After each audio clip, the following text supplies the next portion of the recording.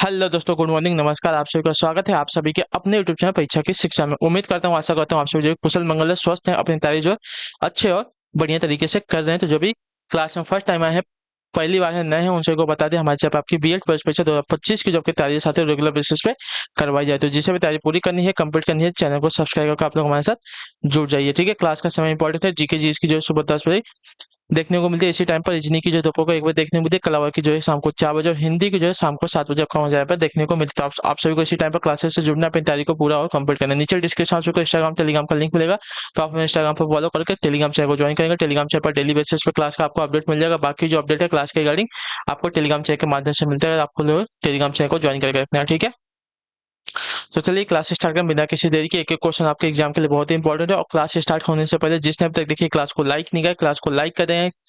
Channel को जिसने अभी तक सब्सक्राइब नहीं किया और चैनल को सब्सक्राइब कर लें। आज देखिए 24 मार्च है, ठीक है।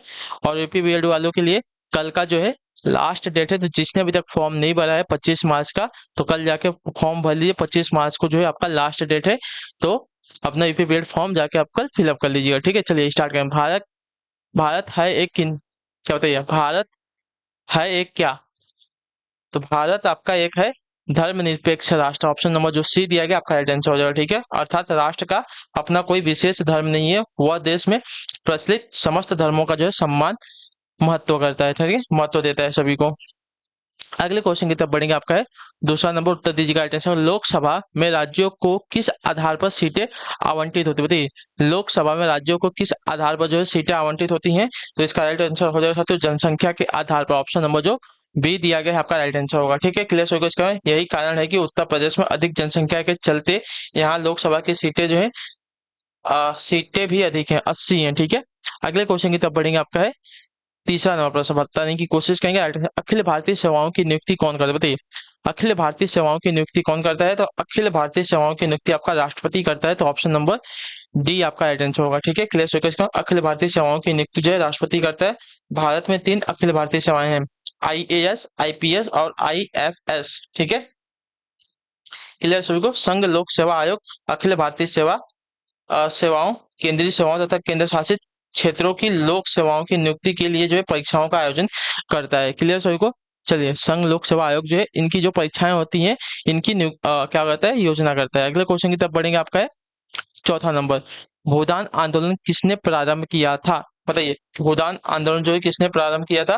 तो इसका राइट आंसर हो जाएगा विनोबा भावे ने, आचार्य विनोबा भावे। ऑप्शन नंबर सी आपका राइट आंसर। भूदान आंदोलन का जो प्रारंभ है वर्ष 1951 में विनोबा भावे ने आंध्र प्रदेश के पोचमपल्ली गांव से किया था। इसके तहत जो है बड़े भूस्वामियों को गरीबों के लिए भूमि दान करने हेतु प्रेरित किया जाता था। ठीक है, चलिए अगले क्वेश्चन की तरफ बढ़ेंगे। आपका है पांचवा नंबर, उत्तर देने की कोशिश कीजिएगा राइट में। स्वतंत्र भारत का अंतिम गवर्नर जनरल कौन था? बताइए, स्वतंत्र भारत का अंतिम गवर्नर जनरल कौन था? तो आपका राइट आंसर हो जाएगा C Rajagopalachari. Option number C right answer हो जाएगा। ठीक है, क्लियर होगा इसके बारे में। वे जो है भारत के प्रथम भारतीय तथा अंतिम भारतीय गवर्नर जनरल थे। ठीक है, लॉर्ड माउंटबेटन जो है अंतिम अंग्रेज गवर्नर जनरल थे। ठीक है, लॉर्ड माउंटबेटन जो है आपके अंग्रेज थे। ठीक है, अंतिम अंग्रेज गवर्नर जनरल थे। और जो सी राजगोपालाचारी थे ये भारत के अंतिम भारतीय क्या थे, गवर्नर जनरल थे। ठीक है, अगले क्वेश्चन की तरफ बढ़ेंगे। आपका छठा नंबर, उत्तर देने की कोशिश कीजिएगा, सही उत्तर क्या हो जाएगा। भारत के संविधान में कुल कितने भाग है? बताइए, भारत के संविधान में कुल कितने भाग हैं? तो भारत के संविधान में कुल आपके 22 भाग हैं। ऑप्शन नंबर जो डी दिया गया है साथियों राइट आंसर होगा। ठीक है, भारतीय संविधान में कुल 22 भाग हैं। इसमें 12 अनुसूचियां तथा 395 मूल अनुच्छेद हैं। ठीक है, भारतीय संविधान विश्व का सबसे विशाल लिखित संविधान है। अगले क्वेश्चन की तरफ बढ़ेंगे। आपका है 27 नंबर, उत्तर देने की कोशिश करेंगे, राइट आंसर क्या हो जाएगा। ठीक है, चलिए, मुख्य सूचना आयुक्त पदावधि है कितने वर्षों की? बताइए, मुख्य सूचना आयुक्त पदावधि है कितने वर्षों की? तो आपका राइट आंसर साथियों 5 वर्ष या तो 65 वर्ष, जो 65 वर्ष की आयु। ठीक है, क्लियर होगा। सपोज उसका जो निर्वाचन हुआ है 63 वर्ष में, तो 63, 64, 65, 65 पूरा यानी कि 3 साल में जो है उसका खत्म हो जाएगा। इसलिए अगर उसका 59 में हुआ है, ठीक है, तो 59 से लेके वह 64 तक जो है अपना पद चला सकता है। क्लियर सभी को, मतलब 5 वर्ष या तो जो भी 65 वर्ष अगर जो भी पूरा हो जाए उसमें से कुछ भी।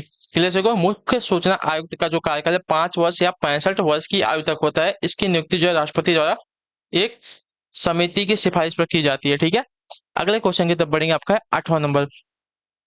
किस राज्य में महिलाओं का मुख्य वेश साड़ी नहीं है? बताइए, किस राज्य में महिलाओं का मुख्य वेश जो है साड़ी नहीं है? तो इसका राइट आंसर आपका हो जाएगा साथियों अरुणाचल प्रदेश। ऑप्शन नंबर जो सी दिया गया राइट आंसर हो जाएगा। ठीक है, क्लियर सभी को। अरुणाचल प्रदेश में महिलाएं लुंगी, झबला नुमा वस्त्र तथा विशेष प्रकार की टोपी पहनती हैं। ठीक है, साड़ी नहीं पहनती। अगले क्वेश्चन की तरफ बढ़ेंगे। आपका है क्वेश्चन नंबर 9। जातक कथा संबंधित है किससे? बताइए, जातक कथा किससे से संबंधित है? जो जातक कथा जो है गौतम बुद्ध से संबंधित है आपका। तो ऑप्शन नंबर ए आपका राइट आंसर हो जाएगा। ठीक है, क्लियर होगा। जातक कथाओं की संख्या लगभग जो है 550 है। इनमें बुद्ध के पूर्व जन्मों की कथाओं का वर्णन किया गया है। ठीक है, अगला क्वेश्चन आपका है 10वां नंबर प्रश्न, बताने की कोशिश कीजिएगा राइट आंसर को। भारत में सिलिकॉन वैली है कौन सी? बताइए, भारत में सिलिकॉन वैली कौन है? तो भारत में सिलिकॉन वैली जो है बेंगलुरु को कहा जाता है। ऑप्शन नंबर सी राइट होगा। ठीक है, क्लियर होगा। यह कर्नाटक राज्य में स्थित है। यह सूचना प्रौद्योगिकी का सबसे बड़ा केंद्र है आईटी सेक्टर का। ठीक है, चलिए अगले क्वेश्चन की तरफ बढ़ेंगे। आपका है 11 नंबर, बताने की कोशिश करेंगे राइट आंसर। पहली कंप्यूटर भाषा कौन सी विकसित की गई थी? बताइए। तो आपका राइट आंसर होगा फोर्ट्रॉन। ठीक है, option number C right answer होगा। ठीक है, भारत की पहली सिलिकॉन सॉरी पहली कंप्यूटर भाषा के रूप में जो फोर्ट्रॉन का विकास किया गया था। इसका पूरा नाम आपको फॉर्मूला ट्रांसलेटर है। ठीक है, यह एक प्रकार का उच्च स्तरीय प्रोग्रामिंग भाषा है। अगले क्वेश्चन की तरफ बढ़ेंगे। आपका 12 नंबर, बताइएगा राइट आंसर होगा भारत में सबसे अधिक उपज देने वाली खाद्य फसल कौन सी है? तो इसका राइट आंसर आपका हो जाएगा साथियों चावल। ठीक है, ऑप्शन नंबर जो ए दिया गया आपका राइट आंसर हो जाएगा। भारत में सबसे अधिक उपज देने वाली खाद्य फसल आपकी चावल है। यह भारत में सर्वाधिक क्षेत्रों पर जो ही बोई जाती है। अगले क्वेश्चन की तरफ बढ़ेंगे। आपका है 13 नंबर, उत्तर देने की कोशिश कीजिएगा राइट आंसर का। साधारण नमक है क्या? बताइए, साधारण नमक क्या है? तो साधारण नमक आपका सोडियम क्लोराइड है। ठीक है, तो ऑप्शन नंबर जो बी दिया गया साथियों आपका राइट आंसर होगा। ठीक, क्लियर को साधारण नमक को जो सोडियम क्लोराइड कहा जाता है या खाने में जो है प्रयुक्त किया जाता है। अगले क्वेश्चन की तरफ बढ़ेंगे। आपका 14 नंबर प्रश्न, उत्तर देने की कोशिश करेंगे आईटीसी का हो जाएगा। विद्युत का सबसे अच्छा चालक कौन सा है? तो विद्युत का सबसे अच्छा चालक आपका होता है साथियों कॉपर। ठीक है, क्लियर है। देखिए, अगर क्लासेस आपको अच्छी लग रही है, पसंद आ रही है, तो क्लासेस को आप लोग लाइक करते हुए, शेयर करते हुए और जो है चैनल को सब्सक्राइब करते हुए आगे बढ़ेंगे। ठीक है, क्योंकि बहुत ही इंपॉर्टेंट है कि आपकी जो तैयारी है पूरी कराई जाए। तो हमारे चैनल पर आपकी तैयारी जो है कंप्लीट बेसिस पर करवाई जाती है। तो इससे आपकी जो तैयारी है इसमें कुछ भी जो है छूटेगा नहीं। ठीक है, तो इसके लिए आपको चैनल को सब्सक्राइब करके रखना पड़ेगा। क्लियर सही को। तो विद्युत का सबसे अच्छा चालक आपका कॉपर हो गया। अगले क्वेश्चन की तरफ बढ़ेंगे। आपका साथियों 15 नंबर, भारत की पूर्व की ओर देखो यानी कि लुक ईस्ट नीति कब प्रारंभ हुई थी? बताइए, भारत की पूर्व की ओर देखो नीति कब प्रारंभ हुई थी? तो आपका राइट आंसर हो जाएगा साथियों 90 के दशक के प्रारंभ में हुआ था। ठीक है, 90 के दशक के प्रारंभ में हुआ था। तो ऑप्शन नंबर जो ए दिया गया आपका राइट आंसर। भारत के पूर्व की ओर देखो यानी कि लुक ईस्ट नीति का प्रारंभ जो है 90 के दशक में प्रारंभ में हुआ था। यह नीति जो है दक्षिण पूर्व एशिया के देशों से संबंधित थी। इसका प्रारंभ वर्ष 1991 में पूर्व प्रधानमंत्री पीवी नरसिम्हा राव ने किया था। ठीक है, अगले क्वेश्चन की तरफ बढ़ेंगे। आपका है 16 नंबर, केंद्र की कार्यपालिका शक्ति निहित होती है किसमें? इसका राइट आंसर क्या हो जाएगा? जल्दी से उत्तर देंगे। तो देखिए, केंद्र की कार्यपालिका शक्ति निहित होती है आपके राष्ट्रपति में। तो ऑप्शन नंबर बी आपका राइट आंसर हो जाएगा। ठीक है, केंद्र के समस्त कार्य उसी के नाम से जो है संचालित होते हैं। वह नाम मात्र का जो है प्रधान होता है। क्लियर होगा इसके बारे में। बाकी जो काम है प्रधानमंत्री करता है। अगले क्वेश्चन की तरफ बढ़ेंगे। आपका है 17 नंबर, राष्ट्रीय सुरक्षा परिषद का अध्यक्ष कौन होता है? तो राष्ट्रीय सुरक्षा परिषद का अध्यक्ष आपका प्रधानमंत्री होता है। ठीक है, तो ऑप्शन नंबर बी आपका राइट आंसर होगा। ठीक है, क्लियर सभी को। चलिए अगले क्वेश्चन की तरफ पढ़ेंगे। आपका 18 नंबर, उत्तर देने की कोशिश कीजिएगा राइट आंसर का वर्ष 1922 में महात्मा गांधी ने असहयोग आंदोलन क्यों वापस लिया था? बताइए, वर्ष 1922 में महात्मा गांधी ने असहयोग आंदोलन को क्यों वापस लिया था? तो इसका राइट आंसर हो जाएगा साथियों चौरी चौरा के हिंसात्मक घटना के कारण। ठीक है, तो ऑप्शन नंबर जो बी दिएगा आपका राइट आंसर। वर्ष 1922 में महात्मा गांधी ने चौरी चौरा में हुई हिंसात्मक घटना के कारण जो असहयोग आंदोलन वापस ले लिया था। चौरी चौरा उत्तर प्रदेश के गोरखपुर जिले में स्थित है। यहाँ प्रदर्शनकारी भीड़ ने जो है थाने में 22 अंग्रेज पुलिस कर्मियों को जो है जलाकर मार डाला था। ठीक है, इसके वजह से जो है महात्मा गांधी ने असहयोग आंदोलन को वापस ले लिया था 1922 ईस्वी में। 19 number question, discovery of India पुस्तक के लेखक कौन है? तो इसका राइट आंसर हो जाएगा साथियों पंडित जवाहरलाल नेहरू। तो ऑप्शन नंबर जो सी दिया गया आपका राइट आंसर होगा। ठीक है, सुभाष चंद्र बोस ने इंडियन स्ट्रगल लिखा है। ठीक है। बाल गंगाधर तिलक ने गीता रहस्य लिखा है और लाला लाजपत राय ने अनहैप्पी इंडिया नामक पुस्तक जो है लिखी है। क्लियर सभी को इसके बारे में? चलिए, सुभाष चंद्र बोस ने इंडियन स्ट्रगल, बाल गंगाधर तिलक ने गीता रहस्य और लाला लाजपत राय ने आपका अनहैप्पी इंडिया लिखा है और जवाहरलाल नेहरू ने डिस्कवरी ऑफ इंडिया पुस्तक का निर्माण किया था। ठीक है। चलिए, 20 नंबर क्वेश्चन है, किसी मौलिक अधिकार का उल्लंघन होने पर कोई भी नागरिक किस अधिकार का सहारा लेकर अदालत में जा सकता है? तो इसका राइट आंसर हो जाएगा साथियों संवैधानिक उपचारों के अधिकार का। ठीक है, ऑप्शन नंबर जो सी दिया गया आपका राइट आंसर। किसी भी मौलिक अधिकार का उल्लंघन होने पर कोई भी नागरिक जो है संवैधानिक उपचारों के अधिकार यानी कि अनुच्छेद 32 का सहारा लेकर जो है अदालत में जा सकता है। इसके तहत वह सर्वोच्च न्यायालय में अपील कर सकता है। अगले क्वेश्चन की तरफ बढ़ेंगे। आपका 21 नंबर उत्तर देने की कोशिश करेंगे। राइट आंसर का निम्नलिखित में से कौन सा भारत के ऋण नियंत्रण का एक प्रकार नहीं है? तो आपका राइट आंसर यहाँ पे हो जाएगा साथियों परिवर्तनीय लागत आरक्षित निधि अनुपात। ठीक है, तो ऑप्शन नंबर जो डी दिया गया आपका राइट आंसर। परिवर्तनीय लागत आरक्षित निधि अनुपात भारत के ऋण नियंत्रण का प्रकार नहीं है, जबकि ऋण का राशन सीधी कार्रवाई खुले बाजार के कार्यकलाप भारत के ऋण नियंत्रक साधन होते हैं। ठीक है। चलिए, अगले क्वेश्चन की तरफ बढ़ेंगे। आपका है 22 नंबर उत्तर देने की कोशिश करेंगे। राइट आंसर का निम्नलिखित में से कौन सा सूक्ष्म आर्थिक चर का एक उदाहरण है? तो इसका राइट आंसर आपका हो जाएगा साथियों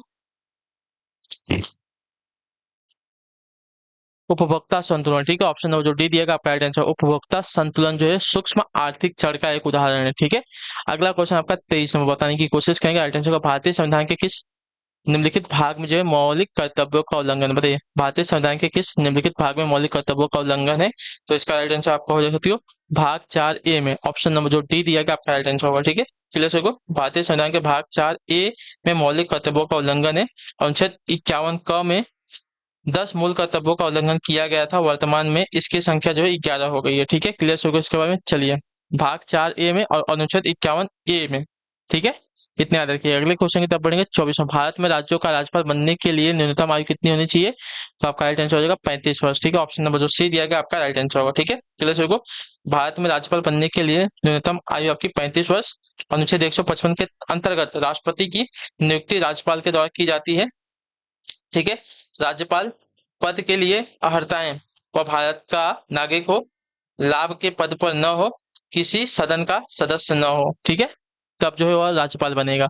अगले क्वेश्चन की तरफ बढ़ेंगे। 25 नंबर आखिरी क्वेश्चन उत्तर देने की कोशिश करेंगे। राइट आंसर करो। निम्नलिखित में से कौन जो है सिख गुरु हरिकिशन के उत्तराधिकारी थे? तो इसका राइट आंसर आपका हो जाएगा साथियों गुरु तेग बहादुर। ठीक है, ऑप्शन नंबर जो बी दिया गया आपका राइट आंसर होगा। ठीक है, सिख गुरु हरिकिशन के उत्तराधिकारी गुरु तेग बहादुर थे। 1675 ईस्वी में औरंगजेब ने तेग बहादुर की दिल्ली के चांदनी चौक के पास इस्लाम धर्म स्वीकार न करने के कारण हत्या करवा दी थी। ठीक है, चलिए, तो इसी के साथ जो आपकी क्लास है आज की यहीं पे पूरी हो गई, कंप्लीट हो गई। आई होप कि आपको क्लास जो अच्छी लगी है, पसंद आई है, तो क्लास को लाइक कर दीजिएगा। चैनल पर पहली बार तो चैनल को सब्सक्राइब करके हमारे साथ जुड़ जाइएगा, आपकी तैयारी अगर पूरी करनी है तो। और अपना जो फीडबैक है क्लास का नीचे कमेंट में बता के जाइएगा। हम आपसे मिलते हैं आपकी नेक्स्ट क्लास में, अगली क्लास में। तब तक के लिए टाटा बाय बाय, जय हिंद, जय भारत। आपसे क्लास से जुड़ने के लिए बहुत बहुत ही धन्यवाद साथियों।